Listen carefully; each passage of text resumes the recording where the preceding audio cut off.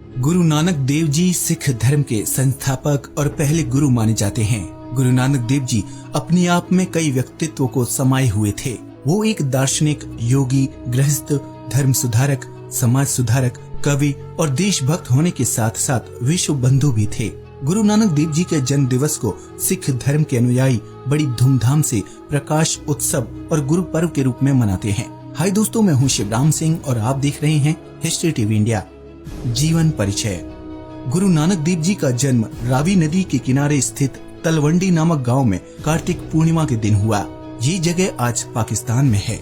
इनकी जन्म तिथि को लेकर अलग अलग मत सुनने को मिलते हैं। कुछ विद्वानों के अनुसार गुरु नानक देव जी का जन्म 15 अप्रैल 1469 में हुआ था, लेकिन प्रचलित तिथि कार्तिक पूर्णिमा ही मानी जाती है, जो अक्टूबर और नवंबर में दिवाली के 15 दिन बाद पड़ती है। गुरु नानक देव जी के जन्म दिवस को प्रकाश उत्सव और गुरु पर्व के रूप में मनाया जाता है।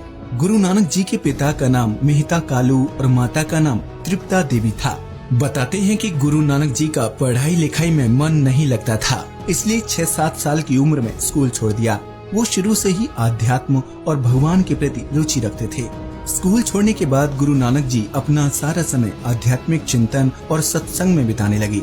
बचपन के दौरान ही लोग उनकी ओर आकर्षित होने लगे।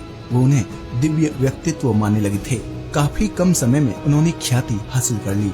गुरु नानक जी में श्रद्धा रखने वालों में उनकी बहन नानकी और गांव के शासक राय बुलार प्रमुख थे। वहीं दूसरी ओर जब नानक जी के पिता ने देखा कि वो अपना ज्यादातर समय धार्मिक कार्यों और समाज सेवा में लगा रहे हैं, तो उन्होंने पारिवारिक कर्तव्यों को याद कराने के लिए नानक जी के लिए गांव में एक छोटी सी दुकान खुलवा दी। पिता ने नानक जी को 20 रुपए देकर बाजार से खरा सौदा लाने के लिए कहा, लेकिन नानक जी ने उन 20 रुपए से भूखे और निर्धन लोगों को खाना खिला दिया। जब उनके पिता ने सौदा के बारे में पूछा तो नानक जी ने जवाब देते हुए कहा कि उन पैसों का उन्होंने सच्चा सौदा किया है। बताते हैं कि जहां गुरु नानक जी ने गरीब और भूखे लोगों को खाना खिलाया था, वहां आज भी सच्चा सौदा नाम का गुरुद्वारा बनाया गया है। इसके बाद उनके माता पिता ने उनकी शादी कर दी ताकि गृहस्थ या पारिवारिक जीवन की ओर रुझान बढ़े। गुरु नानक देव का विवाह 16 साल की उम्र में सुलखनी से करा दिया गया। उनके घर 2 बेटों ने जन्म लिया। पहले पुत्र का नाम श्री चंद था, जिसके 4 साल बाद दूसरे पुत्र लक्ष्मीदास का जन्म हुआ। लेकिन गुरु नानक जी के स्वभाव में कोई परिवर्तन नहीं आया और वो आत्मचिंतन में डूबे रहे। धार्मिक अंधविश्वास का विरोध। गुरु नानक जी धार्मिक आडंबर जैसे मूर्ति पूजा, अंधविश्वास, पाखंड, धार्मिक कुरीतियों के आलोचक थे। काफी कम समय में ही उन्होंने रूढ़िवादी विचारों का विरोध करना शुरू कर दिया। इसके लिए उन्होंने कई तीर्थ यात्राएं की और धर्म का प्रचार करने वालों को उनकी खामियां बताईं। इसके अलावा लोगों को भी धार्मिक आडंबरों से दूर रहने के लिए कहा। गुरु नानक देव जी सर्वेश्वरवादी थे, यानी वो सभी धर्मों का सम्मान करते थे, मन में किसी के प्रति भेदभाव नहीं रखते थे। उनका कहना था ईश्वर एक है और हिंदू मुस्लिम दोनों को ही उनकी उपासना करनी चाहिए। गुरु नानक देव जी का मानना था कि भगवान कहीं और नहीं बल्कि आपके मन के अंदर समाये हैं।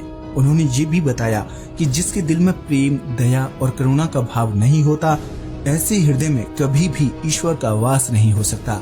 गुरु नानक जी ने धार्मिक यात्राओं के दौरान मरने के बाद पितरों को करवाए जाने वाले भोजन का काफी विरोध किया।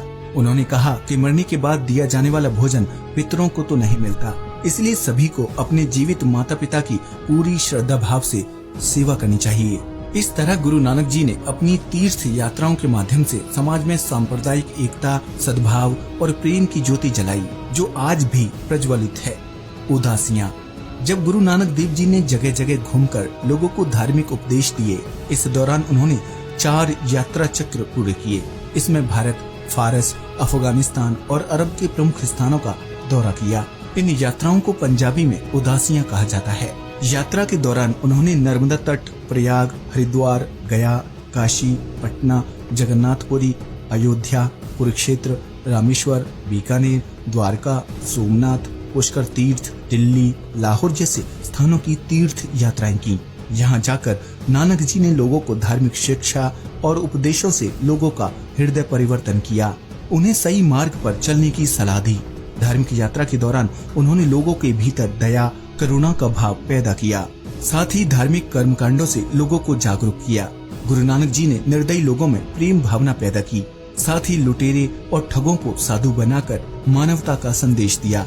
लोगों को सही तरीके से जीवन जीने और उन्हें सही कर्तव्य का बोध कराया। गुरु नानक जी द्वारा दिए 10 अहम उपदेश। पहला उपदेश, गुरु नानक जी ने एक ओंकार का उपदेश दिया, जिसका मतलब है ईश्वर एक है और वो सभी जगह मौजूद है। सभी का पिता वही है, इसलिए सबके साथ प्रेम सद्भाव के साथ रहना चाहिए। दूसरा उपदेश, उनका कहना था कि लोगों को लोभ त्याग कर अपनी मेहनत और सही तरीके से धन कमाना चाहिए। तीसरा उपदेश, गुरु नानक जी कहते हैं कि कभी भी किसी का हक नहीं छीनना चाहिए। सभी को मेहनत और ईमानदारी की कमाई में से जरूरतमंदों की भी मदद करनी चाहिए। चौथा उपदेश, धन को सिर्फ जेब तक ही रखना चाहिए, उसे अपने दिलो दिमाग में स्थान नहीं देना चाहिए। पांचवा उपदेश, गुरु नानक जी महिलाओं के हित की बात करते हुए कहते हैं कि सभी को स्त्री जाति का आदर सम्मान करना चाहिए। वो स्त्री और पुरुष दोनों को बराबर मानते थे। छठा उपदेश, किसी भी काम को तनाव के साथ नहीं करना चाहिए, हमेशा तनाव मुक्त और खुश होकर काम करना चाहिए। सातवां उपदेश, अगर आप संसार को जीतना चाहते हैं तो सबसे पहले अपने अंदर की बुराइयों और विकारों पर काबू करना होगा। आठवां उपदेश, गुरु नानक देव जी का मानना था कि अहंकार इंसान का सबसे बड़ा दुश्मन होता है, इसलिए कभी भी अहंकार नहीं करना चाहिए, बल्कि विनम्र भाव से जीवन जीना चाहिए। नवां उपदेश, गुरु नानक देव जी पूरे संसार को एक घर की तरह मानते थे और संसार में रहने वाले लोगों को एक ही परिवार का हिस्सा कहते थे। 10वां उपदेश, गुरु नानक जी कहते थे कि लोगों को प्रेम, एकता, समानता, भाईचारा और आध्यात्मिक ज्योति का संदेश देते रहना चाहिए। मृत्यु, गुरु नानक देव जी ने अपनी धार्मिक शिक्षा और उपदेशों से लोगों के दिलों में अलग ही जगह बना ली थी। लोगों के बीच वो काफी लोकप्रिय हो गए थे।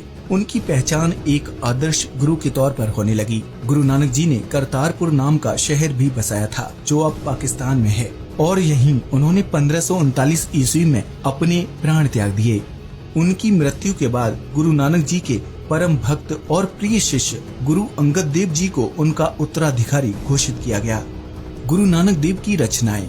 गुरु नानक देव जी ने अपनी रचनाओं के माध्यम से लोगों को सुखी जीवन जीने की सीख दी।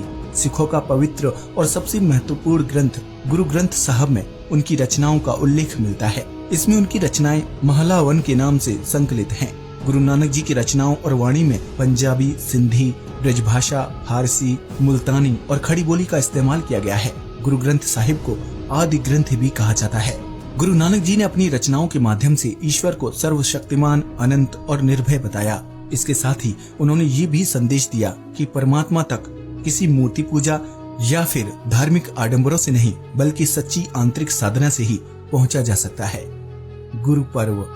कार्तिक मास की पूर्णिमा वाले दिन जन्मे गुरु नानक देव जी की जयंती को देश भर में बड़ी धूमधाम से मनाया जाता है। इस जयंती को प्रकाश पर्व के तौर पर मनाया जाता है। इस दिन जगह जगह पर धार्मिक कार्यक्रम, भजन, संगीत और सत्संग का आयोजन किया जाता है।